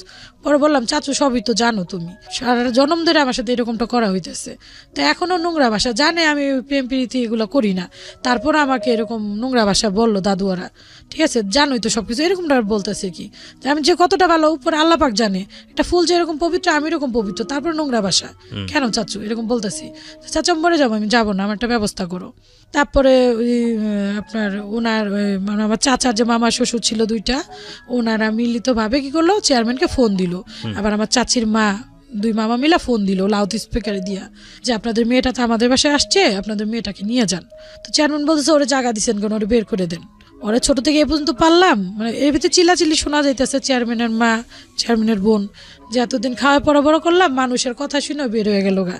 মানে ওনারা ইলজাম দিতেছিল আপনার চাস্তো ভাইয়ের ওয়াইফ চেয়ারম্যানের, আর চেয়ারম্যানের চাস্তো বোন কুলসুম, ওনার উপরে আর কি ইলজাম দিতেছে যে ওনারা বুঝি আমাকে বের করছে, আসলে কিন্তু না, একদম মিথ্যা কথা। আমি নিজের মর্জিতে আমি বের হয়ে গেলাম। পরে যাই হোক এভাবে অনেক কিছু হইলো, ওনারা বললো যে না, চেয়ারম্যান বলতেছে না আমরা নিব না, ওকে বের করে দেন, ও যে এখানে মঞ্চে চলে যাক, আমরা ওর জিম্মা নিব না, অনেক পালছি, বিনা স্বার্থে অনেক পালছি ওরে, এরকমটা বললো। তো চেয়ারম্যানের সবাই মোটামুটি ভালো জানতো। তো চেয়ারম্যান আপনার চাচার যে মামা শ্বশুর, উনি বলতেছে লোকটা এরকম, ভালো জানতাম। তো যাই হোক মেয়েটাকে ফালাই দিব, কতটুকু আর খাবে, আমাদের বাসায় থাক। আচ্ছা, তা আমাকে ফোনে চাইলো উনি চেয়ারম্যানের, তো আমি ধরলাম লাউড স্পিকারে দেওয়া। তো উনি বলতেছে মানুষের কথা বের হয়ে গেছিস, কত ধানে কত চাল তুই বুঝবি, বাইচা থাকে দেখাইস এরকমটা। তো বলার পর আমি কান্নাকাটি করলাম যে কি করব, যে আমি বাসা থেকে চলে যাব। তো চাচির যে মা উনি কি করলো, দরজার সামনে শুয়ে থেকে বলতেছে না আমার লাশের উপরে যাও, তুমি যাইতে পারবে না, যুবতী মাইয়া তুমি, সুন্দরী মাইয়া তুমি কোথায় যাবা। পরে আমি আবার খারাপ বাসায় বললাম আমি খারাপ হয়ে যাব, ভালো এত ভাত পাইলাম না, আপনাদের বাসায় আসছি আপনাদের উপরে তো অত্যাচার হবে, তো আমি চলে যাই। তো উনি বললো না দিব না, মানে আমার লাইফে উনি বিশাল একটা ভূমিকা রাখে আমাকে সেভ করার জন্য। আমার চাচির মা, চাচি, মামারা, চাচ্চু, মানে অনেক করছে আমার জন্য। আমার জানি না আমার শরীরে চামড়াতে জুতা বানিয়ে দিলে শোধ হবে কিনা, আমার চাচ্চু অনেকটা করছে, এখনো করে। তো পরে ওনারা কি করলো, ওনাদের বাসায় 1.5 মাসের মতো রাখার পর একটা মাদ্রাসায় আমাকে একটা চাকরির মতো দিল কেয়ারটেকার হিসাবে। মাদ্রাসার বাচ্চাদেরকে একটু দেখাশোনা করা, 1300 টাকা বেতন দিবে, এরকম এরকম টুকটাক খাওয়া দাওয়া ওখান থেকে। তো ওখানে আমি থাকি, ওইটা হইতেছে আপনার 2007 সালে মাদ্রাসায় আমি গেলাম। যাওয়ার পরে মাদ্রাসায় আপনি এই বয়সে কি পড়তেছিলেন? মাদ্রাসায় আমাকে একটা মানে বাচ্চাদের দেখাশোনা, একটা গেটের দায়িত্ব হিসাবে আমাকে ওনারা, মানে ওনাদের কাছে তো রাখতে পারতেছে না, ওনারা কিভাবে রাখবে একটা যুবতী মেয়ে। আমি এভাবে বলছি মামারে, চাচুর যে মামা শ্বশুর, যে মামা আমাকে একটা কাজ দেন, আমি একটা কাজ করি, আপনাদের বাসায় কিভাবে থাকবো। তো উনিও বললো মাগো তুমি একটা যুবতী মেয়ে, তোমার কিভাবে রাখবো, কি পরিচয় রাখবো। তো ওনারা চেষ্টা করছিল এমনিতে বিয়ে দেওয়ার জন্য অনেক, তো আমি রাজি হইনি ভাইয়া। ওনারা হয়তো বা ভাববে যে চেয়ারম্যান বাড়ির যে ওরে হয়তো বা বিয়ের জন্য চলে গেছে, এরকম নোংরা একটা কিছু। ওনারা যেহেতু নোংরাই করতো, তাই যেত অনেক ছেলেপেলারা পিছু নিত আমার বাইরে কাজে টাজে গেলে। তো ওনারা ভাবতো যে ছেলেদেরকে বুঝে আমি ইনভাইট করছি, তো ওনাদের ধারণা ছিল আমি কিছু করছি। আর আমার একটা কষ্ট এইটাই যে তোমরা তো আমাকে চিনো আমি কোন ক্যারেক্টারের, তারপরেও কেন এরকমটা চিন্তা করো। তো ছেলেরা দেখা যেত এক জায়গায় একবার গেলে দ্বিতীয়বার গেলেই মনে করেন আমার পিছু নিত একটু। তো এর জন্য আমি বলছি মামা আমি তো বিয়ে করতে পারবো না, আপনারা বিয়ে দিয়েন না আমাকে, তাহলে ভাববে কি আপনারা আমাকে বের করেই না বিয়ে দিয়ে দিচ্ছেন। ওনারা অনেক চেষ্টা করছে, অনেক বিয়ের ঘর আসছে তখনও ওই 1.5 মাসের ভিতরে, এমনও গেছে প্রতিদিন 2 থেকে 3টা বিয়ের প্রস্তাব আসতো। তো ওনারা, আমি মামার বললাম মামা কাজেই দিয়ে দেন। তো মামা বললো মাগো তোমার কিসে কাজে দিব, তোমাকে গার্মেন্টসে দিব, তোমাকে দেখতে মনে হয় তুমি অন্যরকম একটু, আর মানুষের বাসায় কাজে দেবো, তোমাকেই দেখা যায় রাজার মেয়া, তুমি তোমার কি বুঝা মানুষ কাজে নিবে, তোমার তো আমি দিতে পারবো না। আর গার্মেন্টসে দিলে কি কাওয়া ছেলের মতো তোমার ছিঁড়া ফেরা ছেলেরা খায়া ফেলাইব, তোমাকে দিতে পারবো না। তো এরকমটা বললো। তো ওই মুহূর্তে ওনাদেরই এক পরিচিত, মানে ওই যে চাচি বললাম, চাচির খালতো ভাই একটা মাদ্রাসা জব করে হুজুর এখানের, উনি আবার ওনার বাসায় বেড়াইতে আসছে। আসার পর আমার ঘটনা শুনে বলতেছে আমার মাদ্রাসাতে এরকম একটা মেয়ে লাগবে বা একটা মহিলা লাগবে, ওকে দিতে পারিস, এই 1300 টাকা বেতন দিবে, খাওয়া থাকা ওখান থেকেই, ওখানেই থাকবে। তো দায়িত্ব তো তোরা নিছোস, মাদ্রাসা ছুটি হলে তোদের এখানে এসে থাকবে নি আর ওখানে থাকবে। তো আমি তো রাজি, ওনারাও রাজি আলহামদুলিল্লাহ, কারণ মাদ্রাসা হইতেছে মায়ের পেটে যেরকম নিরাপদ ওইরকম নিরাপদ। তো ওখানে থাকতে থাকি আমি, ওখানে থাকতে থাকতে মনে করেন বেতন দেয়। আর ওই যে ওনার খালতো ভাই যে মিজান ভাই, তারপর আরেকটা হুজুর ছিল তমিজ ভাই, সাইব ভাই, ছোট বোনের মতো যথেষ্ট আদর করে আমাকে, আমার সবটা প্রয়োজন, মানে আমার খুশির লাইফ শুরু হইলো তখন থেকেই। ভালো ভালো কাপড় চোপড় দিত। একটা কথা আমি বলতে ভুলে গেছি, আমি যে চেয়ারম্যান বাড়িতে ছিলাম শুধু ঈদে মাত্র আমাকে 1 সেট নতুন জামা দেওয়া হইতো, রোজার ঈদে 250 থেকে 300 টাকার ভিতরে, এর উপরে কখনো জামা পরিনি আমি। আর জুতা দেওয়া হইতো এরকম 20-25 টাকার এরকম। আর সবটা সময় পুরান কাপড় পরতাম। তো যাই হোক ওইখানে যাওয়ার পর যথেষ্ট আদর স্নেহ। তো ওই মিজান ভাইয়ের বাবা যে, মানে ওই যে চাচির খালতো ভাইয়ের বাবা মা, ওনার আবার ওইদিকে মাদ্রাসার পাশেই থাকতো, সেটাই তো আপনার আবদুল্লাপুরে। তো ওইখান থেকে উনি আমাকে বললো যে আমরা তোমার দায়িত্বটা পুরাই নিব, বিয়ে শাদি দিব, ঠিক আছে তুমি থাকো ওখানে। তা আমি আবার বললাম খালু ঠিক আছে আপনারা যেটা বলেন। একটা জিনিস বুঝতে পারছি যে মানে যেহেতু লিগ্যাল কোনো গার্ডিয়ান নাই সেই অর্থে, মানে যে যেভাবে পারছে, অমুকের আত্মীয় অমুকের আত্মীয়, সে আপনাকে হয়তো টুকটাক এভাবে সাহায্য করার চেষ্টা করছে, এটাই হয়ে গেছে আর কি বিষয়গুলো।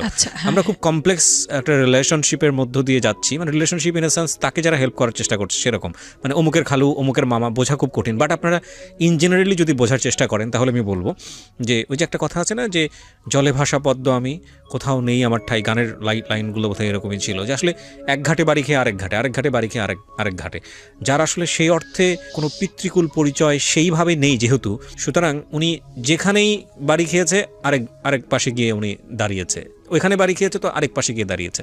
সময়ের পরিক্রমায় ওনার বয়স যখন চলে এসছে তখন আলটিমেটলি ওনাকে নিয়ে কী করা হবে সেই জায়গা থেকে অনেকেই হেল্প করার চেষ্টা করছে, এরকম একটা সিচুয়েশনে আমরা আছি আর কি। বলেন তারপর। পরে ওই যে খালতো ভাইয়ের বাবা বলতেছে আমরা তো আছি, তুমি টেনশন করো না। তো আমি বললাম যে খালু বিয়ের সাথে আমি এখন করব না, আমি যেভাবে ভেবেছি ওইভাবে ভালো। এই যে খালু চাচা এগুলো কেউই আপনার আপন চাচা বা খালু না, সম্পর্কের বেসিসে যাকে যেভাবে প্রেজেন্ট দেখেছেন বলে আসছিলাম। ওকে। তো খালু বললো কাউকে পছন্দ করো, নাকি আমি ছেলে দেখব?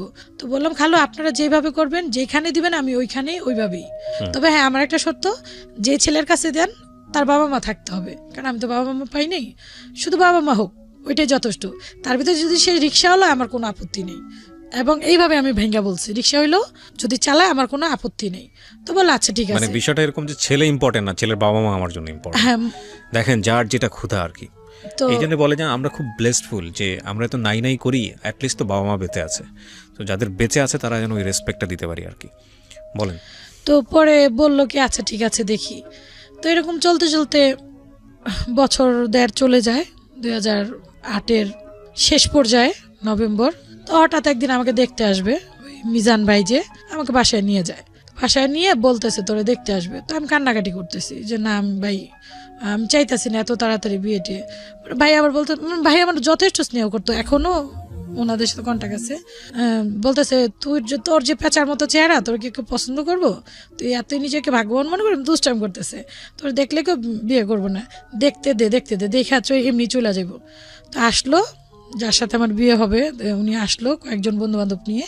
আমি ওনাকে দেখি নাই, বড় ঘুমটা দিয়েছিলাম, উনি আমাকে জাস্ট অল্প একটু দেখছে, এক ঝলক। আচ্ছা, যেই লোকটার সাথে বিয়ে হবে সেই লোকটাই তো আপনার বাম পাশে যিনি বসে আছে ইনি, মানে এই একটা লোকই আপনাকে জীবনে দেখেছে আমার লাইফে এই একটা মানুষই। আচ্ছা, সো বুঝতে পারছি যে আপনি ওনার হাজবেন্ড। আপনার নামটা একটু বলেন প্লিজ। আমার নাম মোহাম্মদ আবুল হোসেন। আবুল হোসেন।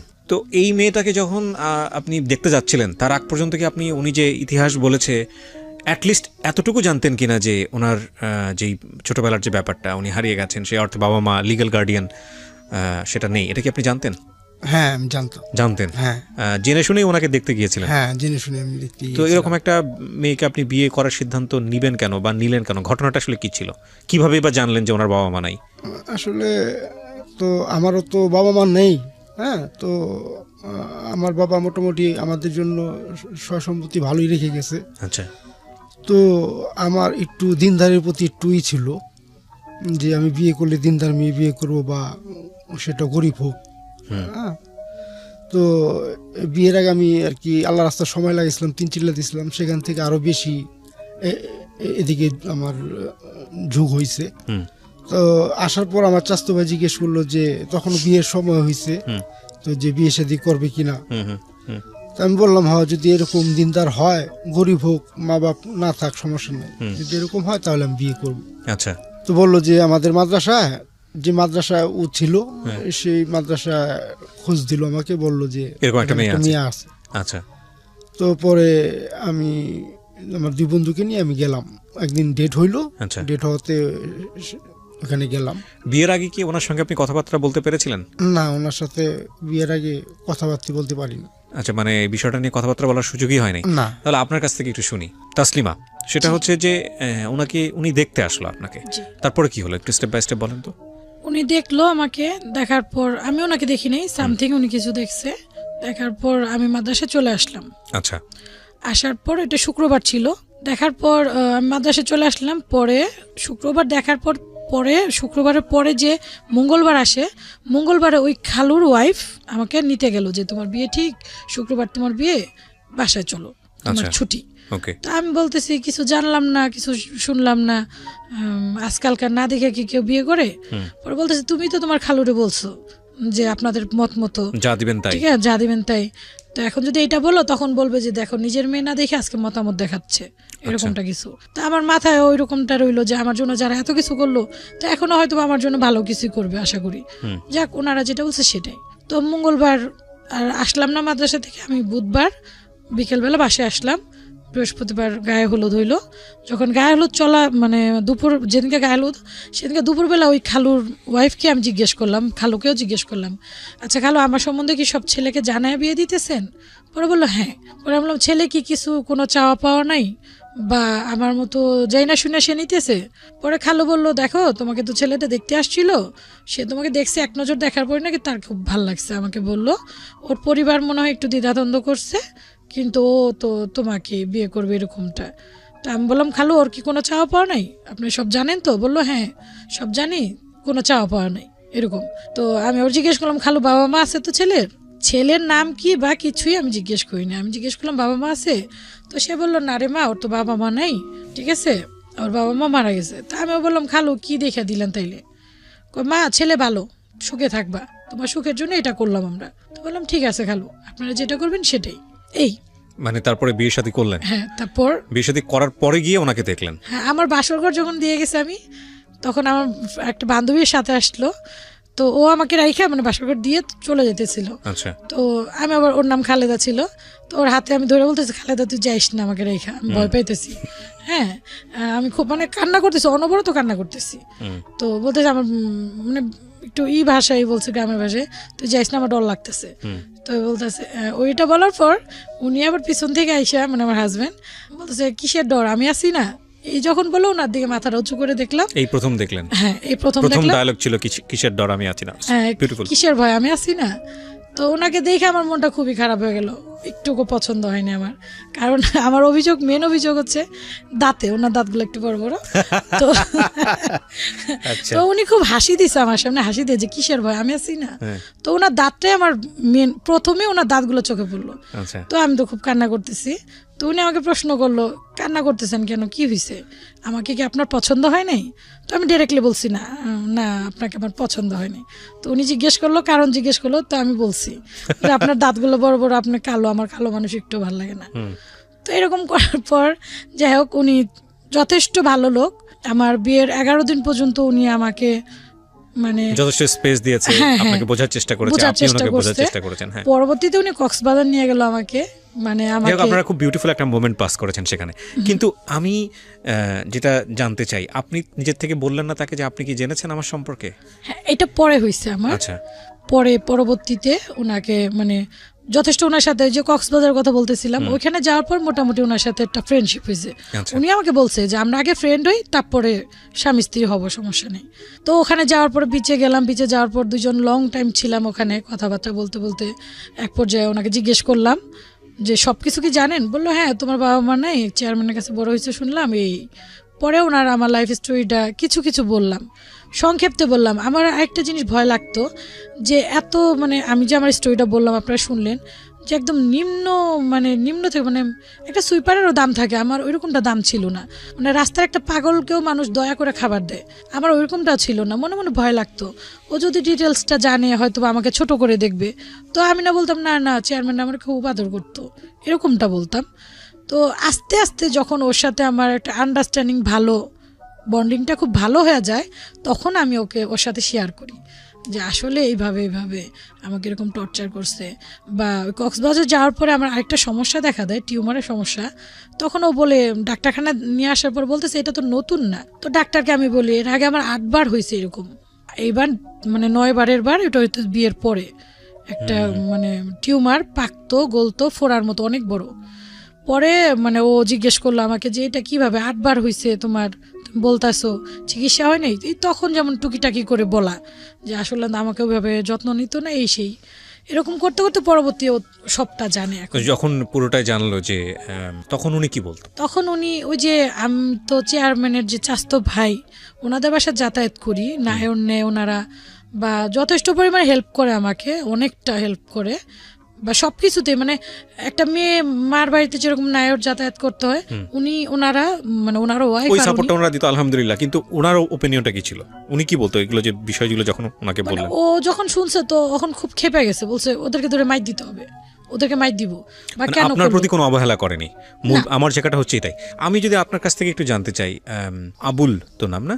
জি, আবুল ভাই, সেটা হচ্ছে যে আপনার ওয়াইফ সম্পর্কে আপনি যখন এগুলো পুরোপুরি জানলেন বিয়ের পরে, সেটা ঠিক আছে, কিন্তু আজকে উনি যেভাবে বললেন আমাদের এখানে অনুষ্ঠানে, এত বিস্তারিত কি জানতেন আপনি? হ্যাঁ, আগে থেকেই জানতেন? জানতাম। আচ্ছা, ঠিক আছে, আলহামদুলিল্লাহ। পৃথিবীতে অনেক ভালো মানুষ আছেন, এই জন্য আমি সবসময় বলি বি অপটিমিস্টিক। আসলে আমরা যেন কখনো নিরাশ না হই, যত অবস্থাই খারাপ হোক না কেন। কারণ একটা ভিডিও ক্লিপ আমি আমার এই অনুষ্ঠানের শেষে গিয়ে আপনাদেরকে দেখাবো, এটা দেখলে আপনার মন ভালো হয়ে যাবে। তার আগে আমি একটু ইন্টারাপ্ট করে রাখি। এই ভদ্রমহিলা প্রথম যেদিন আমার কাছে আসেন পুরো ফ্যামিলিটা নিয়ে, তখন উনি কোনোভাবেই রাজি ছিলেন না ওনার ফেসটা দেখানোর জন্য এই মানুষের কাছে, এবং সেই অবস্থায় আমি একটা ভিডিও করি ওনার ফুল ফ্যামিলি সহ। কারণ আজকে যখন আমি এই রেকর্ডটা করছি তখন ওনার পুরো ফ্যামিলি আসা সম্ভব হয়নি, এবং ফেসটা দেখানোর পেছনে, উনি কেন ফেসটা দেখাচ্ছেন সেটার পেছনে অনেক যুক্তিযুক্ত একটা কারণ আছে, সেটা আমরা শেষে একেবারে অনুষ্ঠানের শেষে গিয়ে রিভিল করব। আর ওনার ফ্যামিলিটা দেখলে আপনারা খুশি হয়ে যাবেন। কেন বলছি, শেষের দিকে ক্লিপসটা থাকবে, আপনারা অবশ্যই দেখবেন। জি বলুন, আপনি ওনার সাথে সবকিছু শেয়ার করলেন, তারপর শেয়ার করার পর আমি তো খুব কান্নাকাটি, মানে শেয়ার করতে গেলে মনে হয় যে আমি যেন ওই জায়গাটা চলে গেলাম। আমি আপনাদেরকে আবারও বলতেছি যে আমি এখানে অনেক ঘটনাই সময়ের কারণে ডিসকাস করতে পারিনি। তো ওগুলো শোনার পর আমার মনে হয় যে ওর আদর যেন আরো বেড়ে গেল আমার প্রতি, আরো যত্নটা বেড়ে গেল। মাশাআল্লাহ। যে জীবনে কোনো তোমাকে আমি আর কখনো তোমার চোখে পানি আসতে দিব না। মাশাআল্লাহ। কারণ তোমার জীবনে কোনো আশাই পূর্ণ হয় নাই, ভালো খাবার, ভালো কাপড় চোপড়, ঘোরাফেরা কিছুই হয় নাই, কিন্তু আমি আবুল ওইটা কমতি রাখবো না। আমি যতদিন বেঁচে আছি আমার লক্ষ্য হইলো এটা, তোমার বাবা মা কিভাবে খুঁজে পাওয়া যায় ওইটা, আর তোমাকে কিভাবে ভালো রাখা যায়। কত বছরের সংসার আপনাদের? আমাদের 11 বছর রানিং। 11 বছর রানিং, মাশাআল্লাহ। আর ও ওইরকম ছোট ছোট মানে সবগুলাই পূরণ করার চেষ্টা করে। আপনার কেন মনে হলো যে আপনি রেডিওতে এই গল্পটা বলবেন? মূল উদ্দেশ্যটা কি? এটা বলার মূল উদ্দেশ্য আমার বাবা মাকে পাওয়ার একটা ইচ্ছা, আকাঙ্ক্ষা।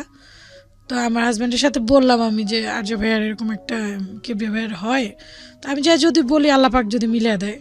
এছাড়া আপনি নিজে থেকে কখনো চেষ্টা করেছেন বাবা মাকে খোঁজ করার? না না না, কোনো রাস্তা তো আসলে নাই, কোনো রাস্তা নাই, তো আমি কিভাবে? তবে হ্যাঁ, আমার যতটুকু মনে আছে আমি দর্শকদেরকে বলবো ওই ছোটবেলার কথাগুলা, যে কালাগুইজা একটা জায়গা, গ্রাম বা কিছু গুচ্ছ শিবির, তারপর হইতেছে আপনার ওই কি বলে মাইনি বাজার, এরকম কিছু আছে ওখানে। মাইনি বাজার, কালাগুইজা, গুচ্ছ শিবির, এগুলা কোথায়? এটা কোন জেলার মধ্যে জানেন এগুলা? না না না, শুধু এই নামগুলো মনে আছে। তবে হ্যাঁ হ্যাঁ এগুলো মনে আছে। আর আমাকে যখন পাইছে এটা সম্ভবত রাঙামাটি ছিল। আচ্ছা, সম্ভবত। বাবা মায়ের কোনো সিনি কিছুই মনে নাই? না, আপন বাবা মায়ের কিচ্ছু মনে নাই? কিছু না, মানে কিছুই না। শুধু আমি এতটুকু বলতে পারি আমার নাম তাসলিমা ছিল, আর বাবার নাম কি যেন ছিল, হয় রহমত আলী বা কেরামত আলী, দুইটার একটা, বাট লাস্টে ফরাজি আছে। ফরাজি আছে, হ্যাঁ এটা স্পষ্ট, হয়